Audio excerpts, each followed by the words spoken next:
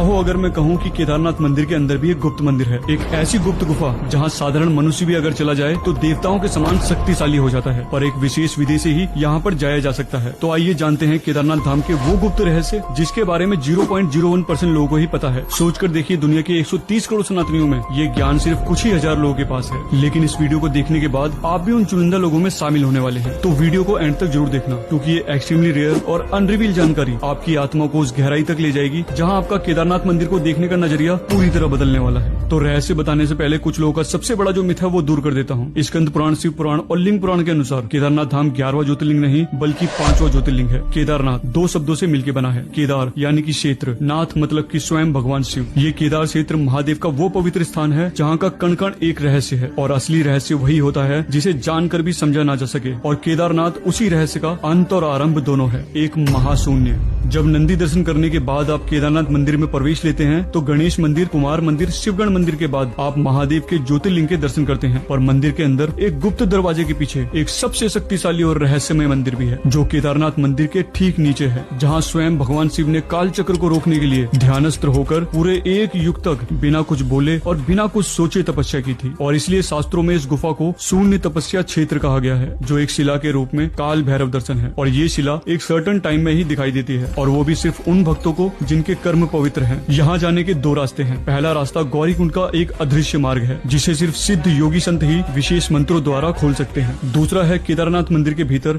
गर्भगृह में एक गुप्त दरवाजा, और यहाँ जाने के लिए कुछ दिनों की संकल्प साधना अनिवार्य है। पर 2 ऐसे स्पेशल टाइम जोन हैं जब शिला की शक्ति अनंत होती है। पहला है शिवरात्रि, जब देवता यहाँ स्वरूप भैरव के दर्शन करके शक्ति और ऊर्जा ग्रहण करते हैं। दूसरा है शरद पूर्णिमा, इस समय पूरे मंदिर का ऑरा बहुत पावरफुल होता है, और इस दिन आपको उस रहस्यमय गुफा में जाने की भी जरूरत नहीं। सिर्फ आपको 5 मिनट केदारेश्वर ज्योतिर्लिंग के सामने ओम नमः शिवाय का जाप करना है या ध्यान करना है, जिसके बाद आपके 7 चक्र एक्टिवेट हो जाते हैं। जी हाँ, ये कोई मजाक नहीं, ये सत्य है, क्योंकि शरद पूर्णिमा के दिन केदारनाथ मंदिर स्पिरिचुअली बहुत ज्यादा चार्ज होता है, जो आपको एक ही दिन में 1000 बार केदारनाथ मंदिर के दर्शन करने का फल दे देता है। ये सभी जानकारी स्कंद पुराण और ज्योतिष शास्त्रों से ली गई है। आने वाली वीडियो में मैं आपको बताऊंगा 10 ऐसे अनरिवील रहस्य जिसे जानने के बाद आप हर साल केदारनाथ आए बिना रह नहीं पाएंगे। और वो कौन सा तरीका है दर्शन करने का जिससे आपकी लाइफ का हर एक नेगेटिव पॉइंट आपसे दूर भाग जाएगा, और उसके बाद कोई भी बैड लक आपके पास आने से भी कतराएगा। अगर आप शिव साधक हैं या शिव के सेवक हैं तो आपसे मेरी एक ही रिक्वेस्ट है, इस वीडियो को प्रसाद रूप में दुनिया के हर एक शिव भक्त तक पहुंचा दो। साथ ही कमेंट बॉक्स में हर हर महादेव का एक दीपक भी जला देना, और नीचे दी गई दोनों आईडियों को फॉलो करें, क्योंकि धर्म शास्त्रों का शंखनाद अब बज चुका है। महादेव आपकी रक्षा करें। हर हर महादेव। जय बाबा केदार।